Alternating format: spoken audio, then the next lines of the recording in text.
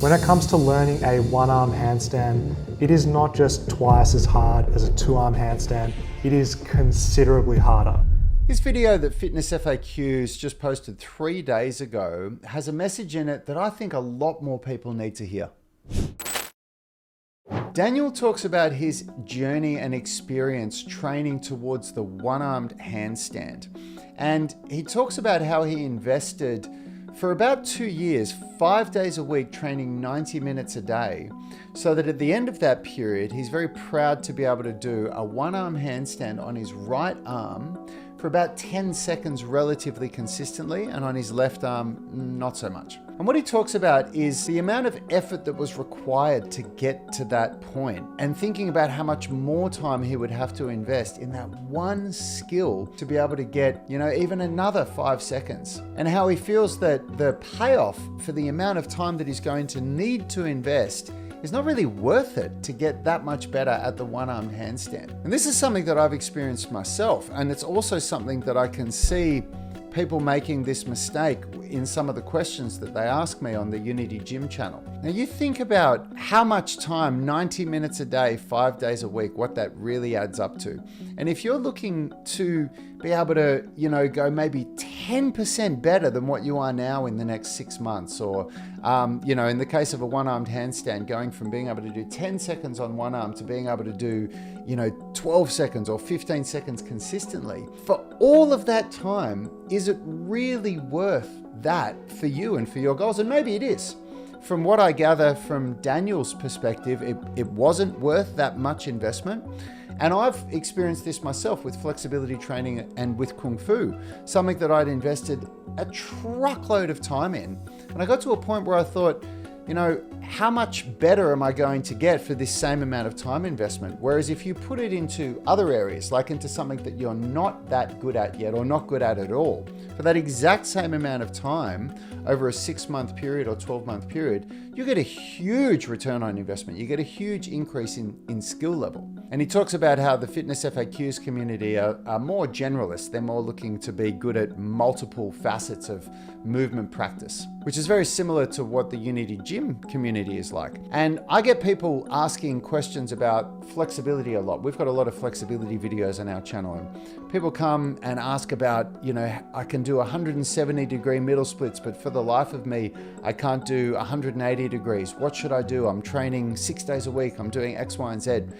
Personally, I still do flexibility training, but I was on a relentless pursuit of flexibility training a few years ago because it was something that I didn't have. When I was in my late 30s, I wasn't flexible at all, and I wanted to get really flexible. But I got to this same point. I got to the point where I don't have elite level gymnast flexibility or elite level dancer flexibility. If I went to a gymnastics school and I was training up next to a bunch of 15 or 16-year-old gymnasts, I don't look flexible at all. But if I go to a gym, to an average gym, I'm like the most flexible person that a lot of people there have ever seen. And for what I've achieved at my age, I turned 45 this year. I'm very proud of the level of flexibility that I've developed. But do I want to continue to invest a high level of time to get more flexible? No, I don't, because it's very, very small return for the amount of time invested. And the good thing about almost any movement skill or any strength feat or any flexibility feat is that to maintain 90% of the results that you have already achieved, it only takes about 10% of the effort. You can maintain high levels of strength, flexibility, and skill with very small amount of practice versus what it took you to get there. So the reason I've done this reaction video, this is something that I've never done one of these before. This is my first reaction video, so be nice to me in the comments.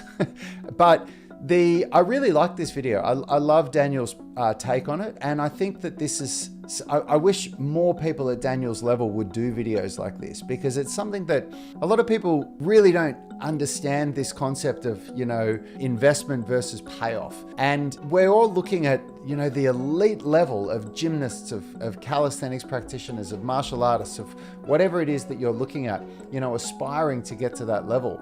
But the people that are at the top, the people that are inspiring us all, they invest an obscene amount of time into their practice. And they've often been doing it for well over a decade.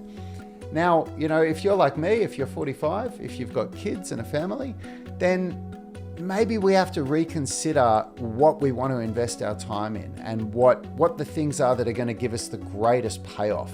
And look, if you want to go all in on a skill and you want, you're willing to dedicate that amount of hours a day, 5 or 6 days a week for that one skill, if that's what really, floats your boat, then go for it.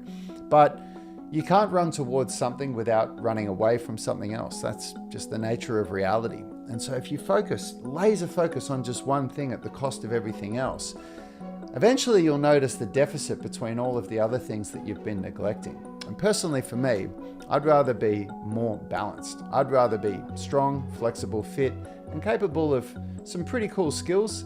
I'll never compete with the best of the best, but I'm pretty happy with having that generalist approach. What about you? Let me know in the comments. If you want to see some of my flexibility videos, just click or tap the screen there, and I'll see you in that next video. Thanks for watching.